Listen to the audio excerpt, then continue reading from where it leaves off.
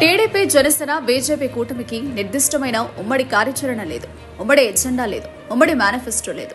ఈ దిశగా నిర్మాణాత్మక ఆలోచన కూటమి నాయకులకు ఉన్నట్లు లేదు.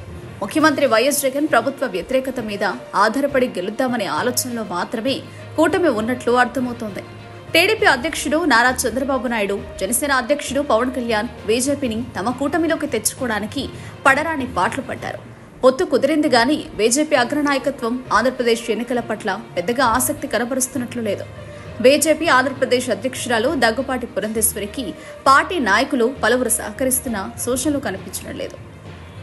ఎన్నికలు ఇంకా నెల రోజులు కూడా లేవు. కూటమి రాష్ట్రంలో పాజిటివ్ ప్రచారంపై గానీ, ఉమ్మడి ఎన్నికల ప్రణాళికపై గానీ స్పష్టత ఇవ్వడం లేదు. ముఖ్యమంత్రి వైఎస్ జగన్ మీద వ్యక్తిగత వ్యాఖ్యలకు పరిమితమవుతున్నారు. రాష్ట్రంలో విధ్వంసం జరిగిందని విమర్శ చేస్తున్నారు. నిర్దిష్టంగా, స్పష్టంగా ప్రభుత్వం చేసిన తప్పులేమిటో చెప్పడంలో కాకలు తీరిన రాజకీయ యోధుడు నారా చంద్రబాబు నాయుడు కూడా విఫలమవుతున్నారు. తమ కూటమి అధికారంలోకి రావాలనే కోరికను ప్రజల్లో కల్పించడానికి అవసరమైన ప్రాతిపదిక కూడా కూటమి వద్ద లేదు. ఎజెండాను ఖరారు చేసుకుని దాన్ని ప్రజల్లో చర్చకు పెట్టడంలో కూటమి నేతలు పూర్తిగా విఫలమయ్యారు. పీపుల్స్ మేనిఫెస్టో రూపొందిస్తామంటూ ఎన్డీఏ తరపున అభిప్రాయాలు సేకరిస్తున్నారు. వాట్సాప్కు సూచనలు, సలహాలు పంపించని కోరుతున్నారు. కానీ అది సరిగ్గా సాగుతున్నట్లు లేదు. ఉమ్మడి ప్రచారాంశం, నిర్దిష్టమైన ఎజెండా కూటమికి లేదు.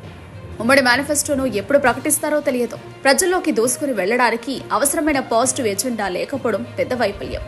కర్ణాటకలో గానీ, తెలంగాణలో గానీ కాంగ్రెస్ నిర్దిష్టమైన ఎజెండాతోనే అధికారంలోకి వచ్చింది. కేవలం ప్రభుత్వ వ్యతిరేకత మీద ఆధారపడలేదు. ముఖ్యమంత్రి వైఎస్ జగన్ కు మాత్రం ప్రస్తుతం తాను అమలు చేస్తున్న పథకాలే కొండంత బలం. దానికి ధీటైన పథకాలతో ఎజెండాను రూపొందించి ప్రచారంలోకి తేవడంలో చంద్రబాబు నాయుడు పూర్తిగా విఫలమయ్యారు. వాలంటీర్లపై తీవ్రమైన ఆరోపణలు చేసి ఆ తర్వాత యూటర్న్ తీసుకున్నారు. చంద్రబాబు ప్రకటించిన సూపర్ 6 పథకాలు మరుగున పడిపోయాయి. అవి చర్చలోకి రావడం లేదు.